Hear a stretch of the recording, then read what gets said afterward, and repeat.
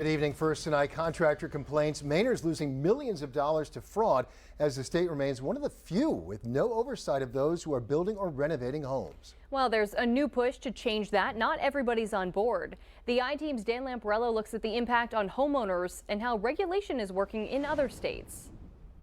With a view like this, it's easy to see why Andrew Kolpovich wanted to build a dream home here. This was the forever home. And while it's now mostly built and his family has moved in, the process to get here was a nightmare. I was a little over 2 years.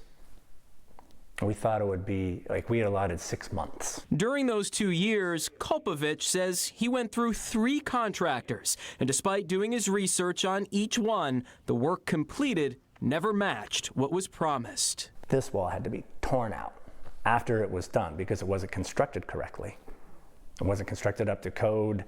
I mean, you could literally push on the wall and the entire wall would shake. In the end, Kolpovich claims the last contractor he signed on with did the most damage. After promising to redo the work and taking more money, they took off. There's 20 other things that were all wrong that we had to redo at our cost, in addition to the fact that he walked away with $119,000 and never came back.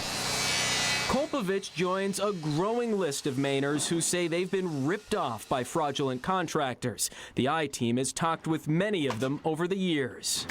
Since 2018, the Maine Attorney General's office says it's received nearly 4,000 contractor fraud complaints, totaling $12 million in losses. Everyone's seeing this problem. It's touching not just consumers, but everyone else in the building industry. Which is why State Representative Tiffany Roberts submitted legislation last year to license contractors, a bill that's now making its way through the committee process. There seems to be movement and there's support in the industry. The proposal would require a license for any contractor working on a job costing more than $10,000. A board would also be set up to oversee the new requirements like insurance coverage and education. But some aspects are still being debated. Who's hanging their insurance on the job, who's entering into the contract, who's in charge of the job? That's who we're looking at right here. We're not looking to get at the small handyman or anything like that. Maine already requires plumbers, electricians, and HVAC techs to be licensed, but efforts to regulate general contractors have been shot down consistently over the last decade, making Maine one of just 15 states to not regulate the profession. So the I-Team hit the road to find out how it's working for our neighbors in New England.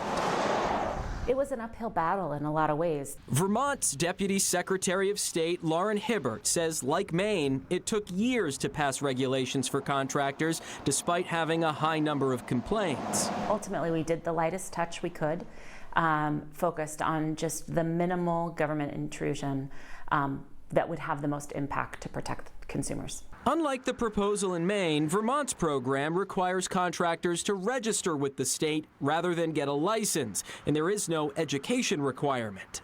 In the year since the program launched, the state says it's created more accountability.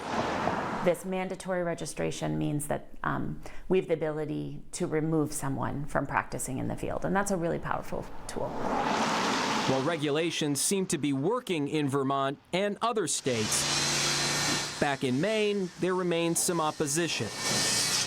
What I don't want is a licensing statute that doesn't work. Just this week, the commissioner for the state agency that would oversee contractor licensing says the current bill is missing a lot of key details, while some lawmakers say they're not convinced it would actually cut down on fraud at all. They need to start something. For Andrew Kolpovich, who's still finishing work at his home on his own, there's a belief more people like him will get taken advantage of if the system isn't changed. You ask anyone who's ever built a house if they would do it again, in this state in particular.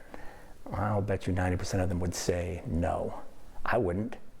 And this was my dream house. The need for contractors is only going to increase here in Maine, especially as the state remains in the middle of a housing shortage, which is why supporters say regulations are needed. But opponents argue the issue needs to be studied more. While that process plays out, consumers still have some rights under the law. We've posted what you should know before hiring a contractor here in Maine under the I-Team section of our website. For the I-Team, I'm Dan Lamparello.